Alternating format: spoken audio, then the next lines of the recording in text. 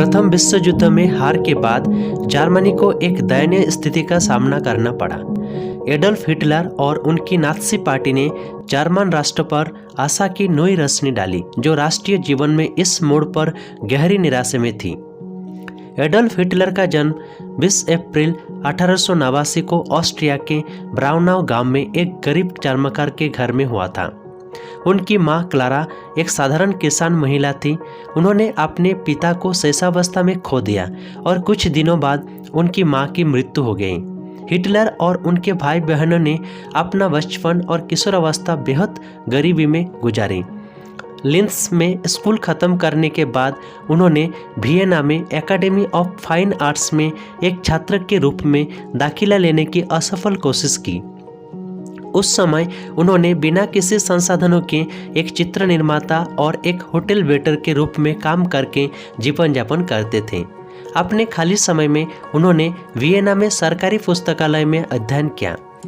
इस समय उनके दिमाग में यहूदी विरोधी और पैन जर्मन या जर्मन राष्ट्रवाद की विचारधारा जागृत हुई। जब प्रथम विश्व युद्ध छिड़ गया, वह जर्मन सेना में शामिल हो गया और युद्ध में अपनी वीरता के लिए आयरन क्रॉस प्राप्त किया। 1919 में हिटलर जर्मन वर्कर्स पार्टी में शामिल हो गया।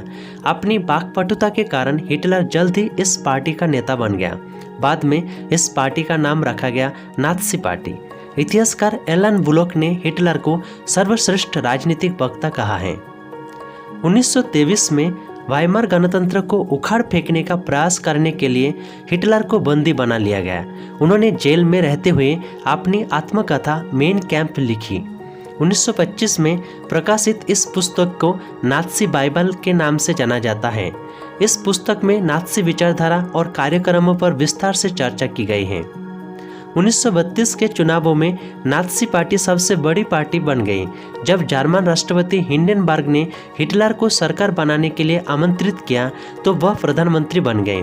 हिंडेनबर्ग की मृत्यु के बाद उन्होंने प्रधानमंत्री और राष्ट्रपति के 2 पदों को ग्रहण करके खुद को फुयरर या मुख्य नेता घोषित किया। सत्ता का अधिग्रहण के बाद विपक्षी दलों और नेताओं पर दमन शुरू हुआ। उन पर गिरफ्तारी, हत्याएं होती थी। इस तरह हिटलर जर्मनी का एकमात्र नेता बन गया।